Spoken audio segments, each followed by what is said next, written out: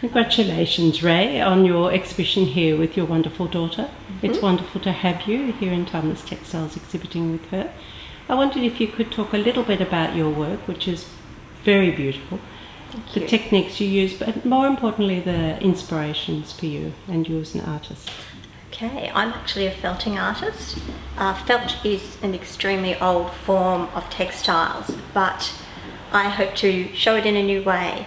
It's usually used in utilitarian products, so it's usually used in handbags and hats and moccasins and wearable art. But the actual products that you use to make felt, beautiful merino wool, and in my case I use a lot of silk, just absolutely superb products. I think they deserve to be shown on their own. So I have taken felt to the wall, so to speak, and turned them into artworks using lots of different techniques that create lots of different textures. What inspires me is, again, the natural world, and that's probably a little bit cliche, I know, but I'm very fortunate that I back onto a bush reserve, and I'm never feeling more comfortable than when I'm looking out at that reserve and enjoying all of the things it brings to me, the smells, the sounds, the textures more than anything. If you look at the barks of trees, the mosses, the lichens, just, the debris underneath the canopy of trees, there's amazing textures and colours in there, and so my artworks, I tried to capture those types of things. You certainly do capture them. They jump out of off the walls.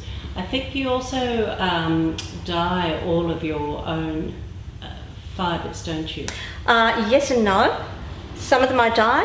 The silk particularly I do dye. Reason being that the silk I like to actually direct where the colours go and the textures in the silk. So I dye a lot of my silks. I do have a standard range of colours available.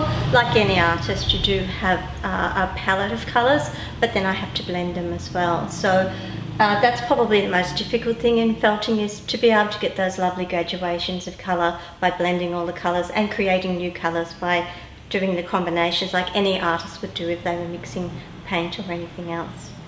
There's a real serendipity with felting. You start off and lay out the product, and you then think it looks great, and sometimes something, when it goes through the process, it's a little bit like pottery, and I have dabbled in pottery in the past.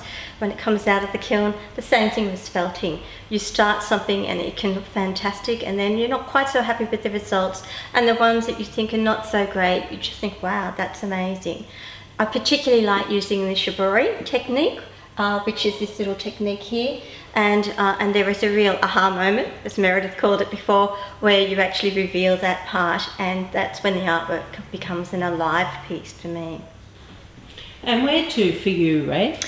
Where to for me? Look, I would like to have the luxury of being a full-time artist. I don't at this stage, and I suppose like many people getting to my age, I would like to retire and spend more time in my art. But I have some wonderful new directions I would like to try.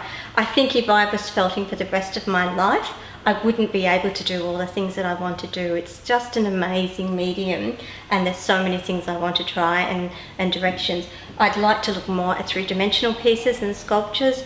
I'm beginning to do vessels, and they're being very well received, so that's definitely the direction for me. And the name of this exhibition's Akin. Can you tell me just a little bit about the two of you? Definitely. Akin is a name that basically says that we're together and we're like-minded and that we're related, and that's fairly obvious. Even the way we use our hands, I think, is very much mother and daughter, so I'll stop using my hands. We sort of tried to come up with an idea for the exhibition that would reflect both of our works. And we did realise there's a lot of similarities in what we do, even though we use completely different mediums and we do things in a completely different way. And we bounce ideas off one another constantly, and we have a good check for one another. What do you think of this, or do you think this looks great? And I think I really, believe it or not, I really enjoy Meredith's support when I'm doing something like this. She tells me if it doesn't look good, or something should be changed. And I hope I'm not too dictative to her at the same time. As only mothers and daughters can. That's true. Congratulations, Ray, and it's a delight to have you here at Timeless Textiles. And thank you, Anne. And I look forward to having you back here again. Thank you very much.